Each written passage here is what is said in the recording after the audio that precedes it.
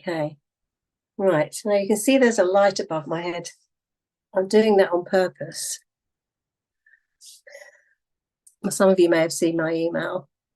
But anyway, okay, so we're going to do an overview of quantum physics. And I manifested this book. Now, it didn't just appear. I looked on Amazon. Well, it's disappearing now, but anyway, it's called The Science of Manifesting. You can't see it because my background is making it go weird. But anyway, it's called The Science of Manifesting. And I just took out some of the key points because I was like, I've been battling with this for a while. How is consciousness related to the quantum field? What is the link? And I've been thinking about it for years. And anyway, I've got this book and I'm going to go over those very key points and you can do your own research. Then we're going to do, I'm going to talk about forgiveness and habit forming. So, because that's going to form part of the process of what we're going to do. So we'll do that and then we'll do the process. And I'll give you an example of what I did. So this book that I got is called The Science of Manifesting by Sarah Jackson. It's on Amazon for £4.77 if you want to get that. Right, so I've got the notes here and I'm just going to go through them. Science of Manifesting, Sarah Jackson. Okay. So I want you to look above my head and see this light here. You see, this is very important, this connection between what's going on here and in the cosmos, as above, so below. Right, so we're going to set intentions, and the fuel of manifestation is intention. Many of you may know about the work of Lynn McTaggart. She does the intention experiment. Everybody know about her work? Yeah. She's written a book called The Field, and she's also doing the intention experiment, so the power of 8. So intention is defined as the deliberate and conscious directing of thoughts and energy towards a desired, and I've added, inspired outcome, because there's a difference. There's like, oh, I want the car. You get what you need, not what you want, right? So when spirit's talking through you, when the quantum and your heart is talking through you, you get inspired and go, oh, where did that idea come from? Okay, so desired or inspired outcome. Manifesting equals, and one of my friends on Facebook, he very simply put it as intention, attention, and no tension. I thought that was brilliant. So quantum, now this is just a little bit about quantum. What are the key elements of quantum physics that we are interested in terms of manifesting? The first one is the quantum has this thing called the wave-particle duality. And this is where particles, waves, can be in a superposition where they can be in multiple states at the same time. So that's superposition.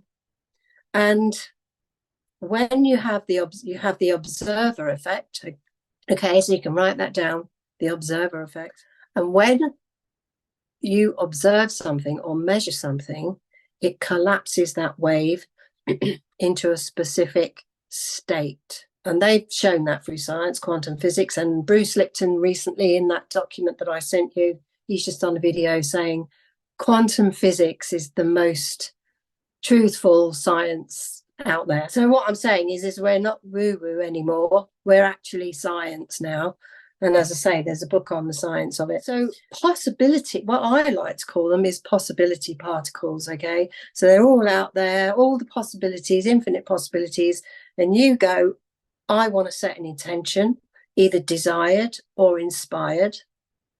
All right. So if it's desired, you're pushing that intention out there. You're saying, I'm going to earn so much a month or whatever, right? It comes from your head. When it's inspired, you get what's called a download, because that's coming in. Perhaps your heart has been wanting that. And so your heart is the seat of the soul. It is what I call the CEO. And if only our minds could, behave and be the good manager and implement what the heart, wants we'd have a much better time. So that comes through, and it's inspired. And then you've got to grapple with was that real intuition, or was that, just me, or was that something I saw on telly? So it's really about you discerning your intuition. So that's another skill. It's like, is this real or is this Memorex? If anyone remembers that advert. So once you've decided, yes, that is real, and and that comes with evidence, practice, yes, that was a real hit, that wasn't a real hit, blah, blah, blah. So part of your intuition is learning to know what's true.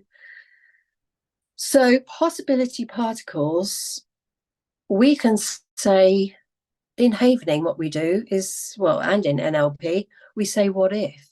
Everybody in adverts, they start off, what if you could, so they're opening up those possibility portals for you, so they can drop their idea into your consciousness. So the what ifs, and that's what hits the superposition of the particles of the quantum wave. And why this is important is because your thoughts are things, your thoughts are energy. So the observer effect is where your conscious attention collapses the wave into a particle, okay, of potential. So it drops down as an idea into a particular state, what I call download. Then you have this heart-brain coherence, again, in quantum physics and heart math and all of these, Joe Dispenza, they all talk about the heart-brain coherence. So exactly what I was talking about. The heart is the CEO of the body, and the brain is the processor of that, but the manager is the mind. So the mind says, right, do what the heart says, because, but when we're off track, the mind thinks it's in control, and it's not, because things happen, you lose your job or whatever. Alignment with the electromagnetic field. Okay, so Richard Feynman was the person that found out about the electromagnetic fields, and so you're tuning in with the alignment. It's congruent. You see, it's congruent with your heart. Your heart wants something, your mind is saying that, your words are saying that, you believe that, there's nothing in the way. And so you've got this nice stream of consciousness coming from your head to the light, okay? So there's nothing blocking the light. Then you've got your emotions, which can be high or low. So things like anger, frustration, jealousy, these, as we know, are low vibrational frequencies. And then you've got your high vibration, joy, gratitude, compassion, love, all these lovely things. And part of our work is to catch in the moment. So it's knowing where you're going, in a sense, believing it, catching your patterns that are in there. They've been bombarded with programs that you've not wanted, since childhood, some that you're unaware of, and catch those, and then have something to do. Either reframe it or have something where you can catch that thought, transmute it, and change it into back up to there. Okay? So we align our thoughts with energy and vibration. Next one from her book is belief and trust. So believe and trust the process. This is a part of having faith, and it kind of sums up the action of what Florence Scovel Shinn, I can never say her name right, Florence Scovel Shinn says, digging your ditches, right? So for example, I'll give you an example. I was told by Spirit to create a platform and that I own and do, you know, affiliates and stuff like that. Anyway, so this platform comes up. It's called Thrivecart. It's literally what you're using now. And it was quite expensive at the time, and I didn't really have the money, but I decided to really, really trust the process. I've been doing a lot of listening to Neville Goddard and all of these, and I was like, yeah, I've got to really walk my talk. So I bought it, and I went overdrawn with it because I had such belief. And then I got a $2,000 deal to make 12 videos. So that happened. That's evidence that when you have faith, you've got to go like the Fool card in the tarot. You've got to take the leap, and then Spirit then says, okay, she means business, right? Understand the mechanics of matter, antimatter. All right, so this is something, my friend wrote a book called Punk Science, and, you know, she's written something called the Black Hole Principles. And basically she talks about the C2 region and the antimatter region, which is at the event horizon, right, which is where light is not dense, but beyond the event horizon, light is really fast. Okay, so anyway, punk science shows that, you know, basically what I'm saying is when you have this alignment, your thoughts are energy, they go up into the antimatter region, and it's like your thoughts are painting the thing like an architect. And then if you keep that thought and that belief going, it brings it down into reality, into the C2 region, which is reality. You have to let it go. So the forgetting about it, you know, where's my Ferrari? Why isn't it here? We do all of that stuff. And that is very hard to let go of, because the letting go is very hard. So hopefully the evening, what I'm going to do today is going to help that easily. So our thoughts are the architects, the blueprint, by putting attention and action into action. So we're going to do some inoculation, which is going to help to stop the blockage here. All right, because what's blocking us is our programs, our fears, our anxieties, our, oh my God, this, you know, who am I to, you know, all of those. These are all programs that are locked into our brain, into the landscape of the brain. And this is why it's important to go on the journey, and then sort your beliefs out. Because, you know, it's like what we do. We go, oh, I've got to release all my beliefs about that before I can even do something. And so if you're focused on a journey, let's say you're going to Birmingham, okay? You're on the bus, you're going to Birmingham, or in the car, you're going to Birmingham, I'm going to Birmingham. And then you come across traffic lights, right? Oh, red, I've got to stop, okay. Fine, I can deal with that. Red light changes, go. But that journey, if you were to go, oh, I've got to make sure all the traffic lights are working exactly at the time that I'm going to be going to Birmingham, you'd never get there, would you? You'd never get there. So it's the same with setting an intention, believing that you want it, and also knowing, is it worth putting all this energy in? So there's a lot of work around that as well.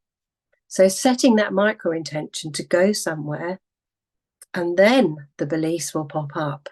And that's what we're going to do with the havening when we do this process in a moment. So inoculation is part of a 6-part program that I've been working on for 10 years, or since 2010, which I channeled, right? Every day I would sit down and channel the next bit because it was so exciting. A lot of NLP stuff comes through. So yeah, it's a year-long program, which will be a blueprint for happiness, NLP, manifesting skills. And so if you want to join the waiting list for that, to be notified of how that's going to come out, it might be a portal for like a subscription for $2.99, a month, I'm thinking of, like very low, so that, or that might be something else. So I haven't quite worked it out yet. So once you have all these skills together, you won't have to go to this trainer, that thing, or that person. So when I'm hearing things now on the internet at these sort of personal development gurus, I go, oh, that's just a small piece of the ducks in the row that I've kind of, put together. That's quantum physics. Okay, the neuroanatomy of forgiveness and habit formation. All right, so this is the next talky bit, and then we'll go into the process.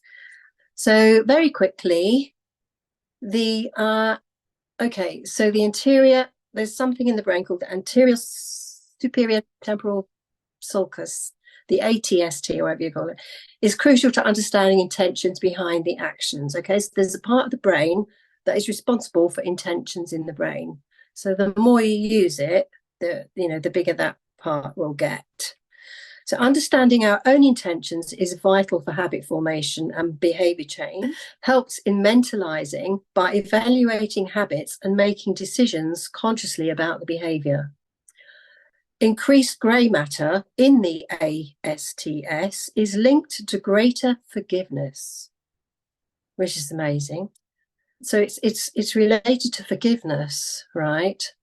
And possibility associated with better impulse control and emotional regulation, both crucial to habit formation and disruption, where one needs to manage competing impulses effectively. When you intervene, when you've got something in the kitchen, like, a sticky note saying stop, right? That's you disrupting that program, right? So you're becoming conscious around your behavior. So I'm just saying this because there is neuroscience to what we're going to be doing. I'm very fascinated by the science that backs up the woo-woo. Okay, so self-forgiveness may rely on similar neural mechanisms that allow forgiveness of others via self-reflection and so the same process where you go, if someone's done something that unintentionally bad, right? But then you find out why they did it. You have an understanding, and then you go, oh, okay, right, okay. That's the STST thing, right?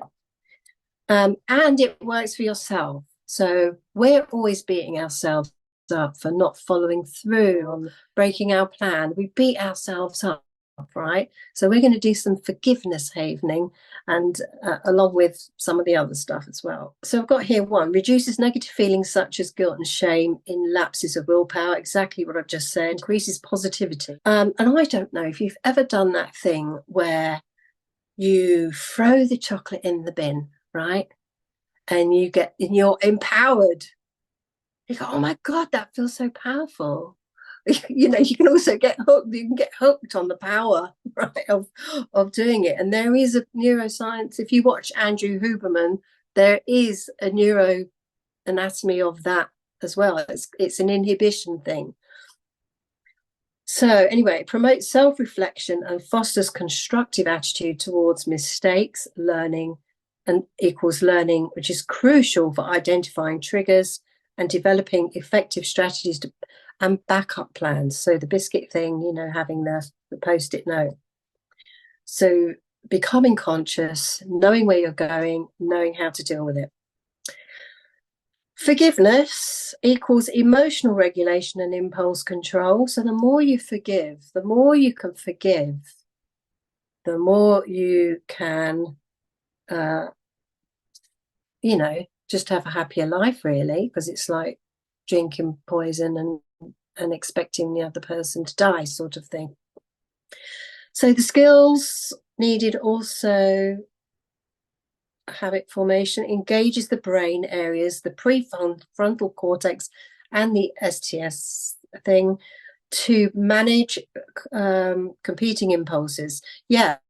So the breaking of habits, this new science that's out, habits are what my friend refers to as cues and responses, right? So it's just a bunch of cues and responses.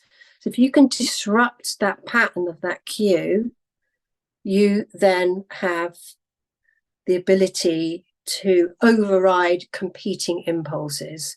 But it really takes self-awareness. You're like, I really want that biscuit, but what's it going to do to my waistline? You know, you can give yourself reasons not to, but it's being in the moment and knowing why, that if you do this, you're going to have, you know, a much better time because you've been, you know, disciplined. So if you can forgive yourself, you're much less harsh on yourself, and you can just say that was a learning experience, and not go out and buy 10 tons of chocolate because you're beating yourself up now. That vicious cycle.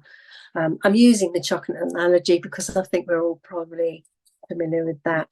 So, okay, so we've looked at quantum physics, okay, light, head, pineal gland, mostly, because it's got crystals in there, apparently, and radio receivers. It's what mobile phones use, apparently. But check out Joe Dispenza and my friend Jazz Razul. They're amazing. They know all this stuff. We've looked at forgiveness and habit forming. So we're breaking habits and we're forgiving ourselves in this next process. Okay, I'm going to give you a little example of what I did just to try out the process. So I wanted a certain amount of money in my bank by a certain amount of time. That time hasn't hit yet. Okay, so I'm still in the faith mode. Call it.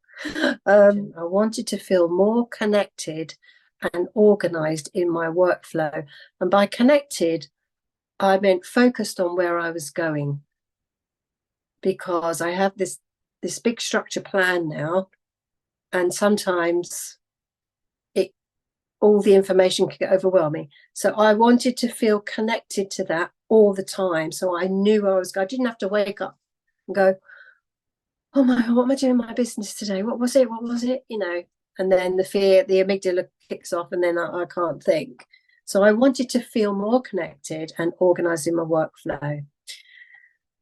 And then, so what I did was I wrote down, and the structure is state, process, and you can write this down if you want to. State, process, strategy. Okay. So for me, the state was determination. The process was excitation. I think it's exciting. It was, be determined. The process was get excited about doing it. Like, imagine what, you know, if you get this done, what you could do. And then the strategy was liberation. Okay. So in terms of the liberation, which is the inoculation part, it is the bit where we're removing what's in the way of the light there. I did some transpirational havening. So I'd like everybody to just do a little bit of havening with me. Havening is where we use gentle touch on the face. Okay. It creates delta waves, and it helps you to calm down the stress response. And it also delinks trauma from the emotion. We have different protocols in havening. This transpirational havening is where you have a free-floating emotion. You don't know where it comes from, but you just speak it out loud. So you say, you know, if you're feeling sad, you say, I'm sad, sad, sad, sad, sad, sad. Now, because of the meaning of the word, it goes through a different pathway in the brain, which is related to the amygdala. If you're saying something like, I am amazing, I am positive, I am happy, that the meaning goes through another pathway. It's not a threat. When you say, I'm sad, sad, I'm afraid, that's a threat pathway, which is amygdala. Whereas if you say, I'm happy, I'm calm, I'm peaceful, the amygdala doesn't fire off, and so it goes through another one. I asked Dr. Ron myself that because I was curious. It's like, how does it know? Because people are saying, oh, you're saying something negative. Aren't you installing that? And he's like, no, you're delinking it because it's gone through the AMPA receptors. and stuff like that. What I did with this is I went through the determination as the state, okay? So I did that, and I went through the scenario of whatever it was, sending the email, whatever administration thing it was. So determination, all right? So if you want to feel determined, you just put your 2 fingers here and look straight forward. That's from Richard Bandler, okay? Determined. But you can think of a time when you were determined. Think of a time where you really determined to get something done, okay? Perhaps there was a £50 note on the floor, and you were really determined you were going to go for that £50 note, okay? So you can access any state if you can, think about how to, a situation where you've been there before. Then the next one, the process was excited. So the process was in my head, yeah, imagine if I get this done, it means I'll be able to do this, this, and this. And that made me, want to get up. But then you've got the part where the saboteur can come in. This is where the light starts to, oh yeah, but you've got to turn the computer on. Terrible. You've got to turn the computer on, go, oh no, that's terrible. It can be a big or a little saboteur. So what we do is we heal that part that says, nah, can't be bothered, whatever. So we do the transpirational havening, and we say, so the structure is, I forgive myself for knowing what I need to do, but haven't yet done, okay? That's the structure. So you can write that down.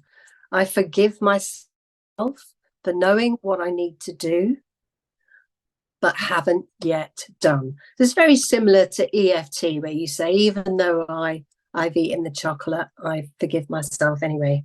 Stuff like that. Okay, so that's sort of, and then we're tapping into that STS brain thing. Okay, do you see the link there? We're tapping into that brain structure that I told you about.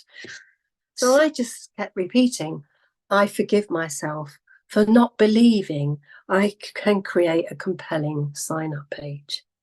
I forgive myself. So I'd done all the good stuff, the going towards Birmingham, and then the first traffic light came. Oh, you've got to turn the computer on.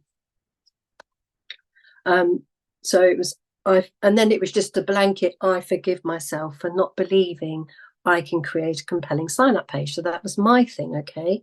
But the main thing, I was transpirational havening, and I was forgiving myself, which is that brain. Yeah. So you've got to make the process relevant to the scenario, obviously. I want you to think of your little micro thing, the goal that you want to achieve. So we're going to do the process now. The other thing I'd like you to think about is, there was a question came up somewhere. What are you seeding with your words? Okay. So with your words, seeding. What are you seeding with your words? Because the universe is listening to you all the time. So becoming conscious of your words. All right. So the way you phrase your outcome, stating it in the positive, again, new science, recent study just came out about using the word not. As we know from NLP, Richard was so ahead of his game, or is so ahead of his game. Using the word not, I'm not lazy. I'm not lazy. I don't want to be lazy. So your brain goes, all right, we have to be lazy and then not be lazy. So it's just another step in the process that, they're saying the brain has to go, and, it takes away from the energy as well. It sort of weakens it as well. So if you say, I am efficient, right? I am efficient, which is another way of people saying, I get my ducks in order because I'm so lazy. I want things, so they say, I reframe it as I am efficient, right? So the brain knows straight away that it's going in the direction of efficient. It's not going in a not first before it's going. All right, it's just another step. It's hard work for the brain. All right, so What are you seeding? Right, so everybody got their scenario. So you're going to pick that scenario where you want to behave differently. This can be habits, beliefs, or action. So what I want you to do is think about what it is you want to create. Okay. And then you're going to step inside that scenario and just pick 3 words. And they usually come intuitively. You don't have to go, what's the process? What's the strategy? Just go, first 3 words that come into your head that will fit into the structure of state, process, strategy. So with your scenario, you've got it there, 3 words, write them down, the 3 words. So if you remember, mine was determination, excitation, and liberation. They just came to me. I didn't have to think about them. Okay. So again, I'm using the source. I'm using the quantum to do things for me. All right. Okay. So you've got your scenario. You've got your 3 words. Now take the first word, which is the state you desire to be in, to get that alignment state. All right. And just access that state. Step inside it. This word represents the state of being in alignment of where you want to go. See what you see, hear what you hear, feel what you feel. That word represents a state of being that you are familiar with. When you've got that state, notice where it is in the body. Notice where it starts. Notice the direction it's moving. Does it move up to the head and out? Does it have a color? Is it moving?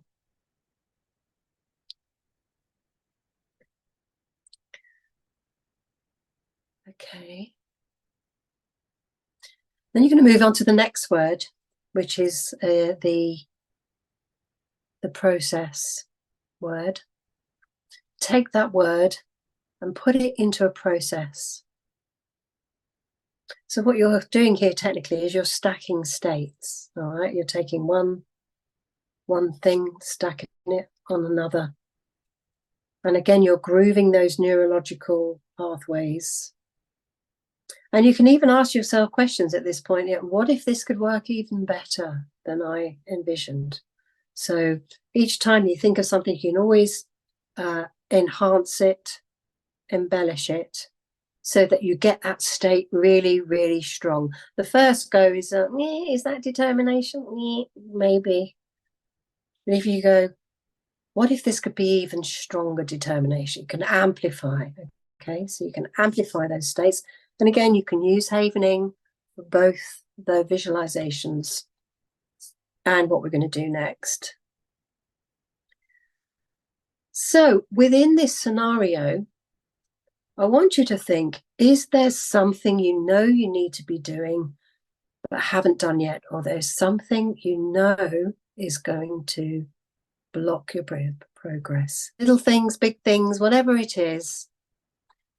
Is there something you know you need to be doing but haven't done yet? It could be, an emotional thing. It could be, I need to feel more happy. So when you've got that thing that you know you need to be doing but haven't done yet, and you've got it in your mind, we're going to start to do the havening. Now you can touch your face, you can do your palms, or you can do your arms, which is starting at the shoulders and rubbing down. Now this creates delta waves. Now what we're going to do is transpirational havening. So whatever that something is that you know you need to do but haven't done yet, you're going to put it into some form of sentence. For me, it was, I know I forgive myself for not believing I can create a compelling sign-up page. Okay, so you're going to say something to the tune of, I forgive myself for XYZ. I forgive myself. And notice how that feels in your body as you're saying it, how that resistance changes. Now, you need to give yourself time with this because there could be a lot of things in there. You might come back out and say, oh, well, there's something else that was blocking me as well, you know. But if you have this to hand, with each little micro bump in the road, you can just do this forgiveness. Something I need to do, but haven't done yet. I forgive myself for that. I forgive myself for that.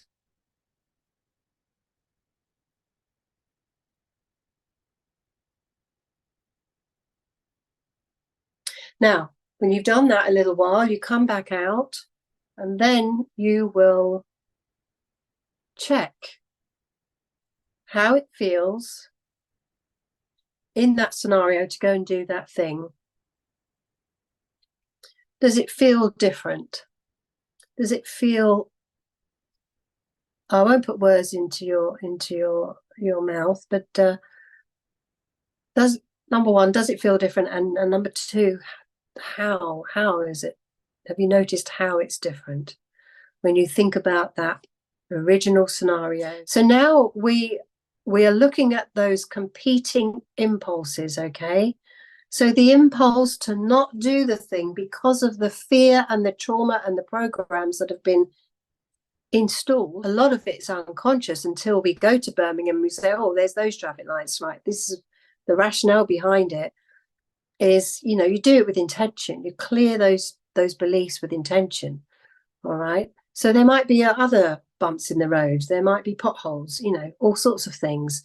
But if you say, I forgive myself for that, what you're doing is your body's going, and it's allowing itself to be open and go to the light.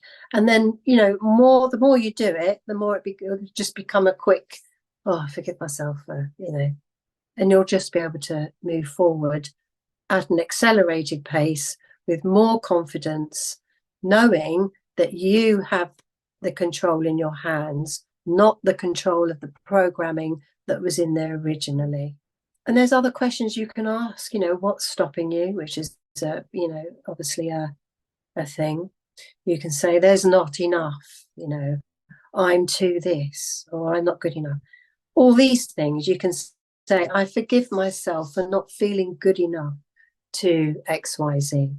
All right. So again, you're seeding with your words in that transpirational havening kind of way, that it's going through the fear pathway and you're clearing it with the delinking of the what's called AMPA receptors. In havening, we can specifically go in on a topic, bring it to mind, AMPA receptors going off like this, and we can clear them with the havening touch, because that creates a chemical cascade. To anybody who's not done the havening science, that was just a very quick overview of that. So that's basically it. So if you write down that process, state, process, strategy, whatever it is you want to achieve today and you're not doing, you're, oh, I can't do that. That's one of those moments, a bump in the road. I can do my process, sit down 5 minutes, get good at going in, generating states of whatever it is you need to do the task, right? So, you know, doing a marathon, let's say, for example, you don't want to be in meditative you need to be up and go and, you know, gung-ho. So the state has to be relevant for the situation as well.